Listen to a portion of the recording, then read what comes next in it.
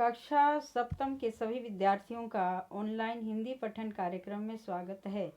बच्चों, आप इन वाक्यों पर ध्यान दें। रमेश मेधावी छात्र है। वह अपनी कक्षा में प्रथम आता है। सोहन ने कहा, मैं अब विद्यालय जा रहा हूँ। श्याम, तुम कहाँ जा रहे हो? उपर्युक्त वाक्यों में रमेश के लिए वह, सोहन के लिए मैं और श्याम के लिए तुम शब्द आया है। यहाँ रमेश, सोहन और श्याम संज्ञा पद है। इन शब्दों के स्थान पर आए हुए वह, मैं और तुम सर्वनाम शब्द हैं। तो बच्चों, आज हम सर्वनाम के विषय में पढ़ेंगे। सर्वनाम की परिभाषा। जो शब्द संज्ञा के स्थान पर प्रयोग किए जाते हैं उन्हें सर्वनाम कहते हैं। जैसे मैं, तुम, वह, हम, उसे, उन्हें, उसने, मुझे, मेरा, तुम्हारा, उसका, उन्होंने, वे इत्यादि। सर्वनाम के 6 भेद होते हैं। पहला, पुरुषवाचक सर्वनाम। दूसरा, निश्चयवाचक सर्वनाम। तीसरा, अनिश्चयवाचक सर्वनाम। चौथा, संबंधवाचक सर्वनाम। पांचवा, प्रश्नवाचक सर्वनाम। और छठा, निजवाचक सर्वनाम। पहला है पुरुषवाचक सर्वनाम। जो सर्वनाम शब्द बोलने वाले, सुनने वाले या अन्य व्यक्ति के बारे में कहा जाए उसे पुरुषवाचक सर्वनाम कहते हैं। तो पुरुषवाचक सर्वनाम के 3 भेद हैं।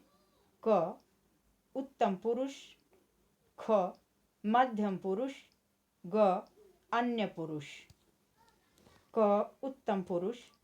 बोलने वाला बोलते समय अपने लिए जिन सर्वनाम शब्दों का प्रयोग करता है उन्हें उत्तम पुरुषवाचक सर्वनाम कहते हैं।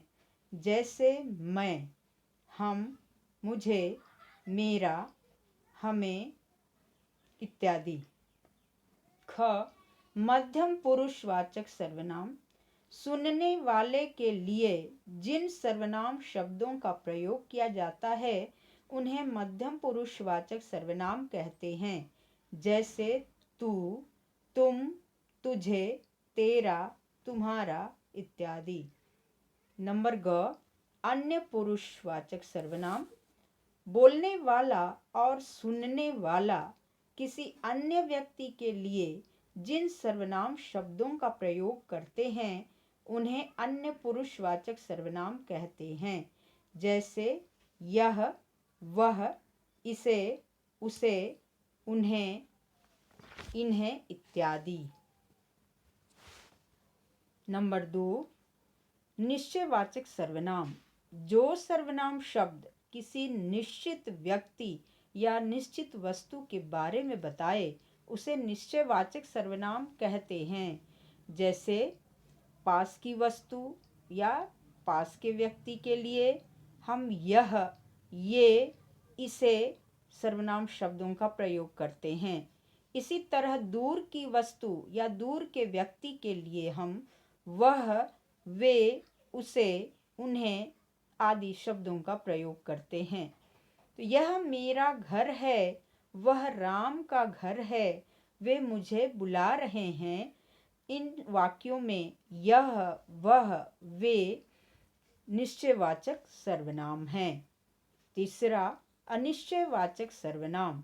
जिस सर्वनाम शब्द से किसी निश्चित व्यक्ति या निश्चित वस्तु का बोध न हो उसे अनिश्चयवाचक सर्वनाम कहते हैं। जैसे कुछ, कोई आदि। दाल में कुछ पड़ा है, दरवाजे पर कोई खड़ा है। इन वाक्यों में कुछ और कोई ये अनिश्चयवाचक सर्वनाम हैं। चौथा, संबंधवाचक सर्वनाम। जो सर्वनाम शब्द वाक्य में किसी अन्य सर्वनाम या संज्ञा के साथ संबंध बताने का काम करे उसे संबंधवाचक सर्वनाम कहते हैं। जैसे जो, सो, जैसा, वैसा आदि। जैसा करोगे वैसा भरोगे। जो सोएगा सो खोएगा। इन वाक्यों में जैसा वैसा और जो सो ये संबंधवाचक सर्वनाम के उदाहरण हैं। पांचवा, प्रश्नवाचक सर्वनाम।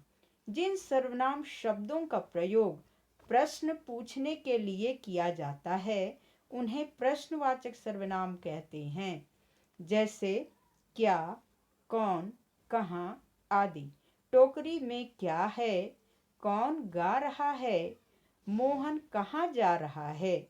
इन वाक्यों में क्या, कौन और कहाँ ये प्रश्नवाचक सर्वनाम हैं। छठा, निजवाचक सर्वनाम।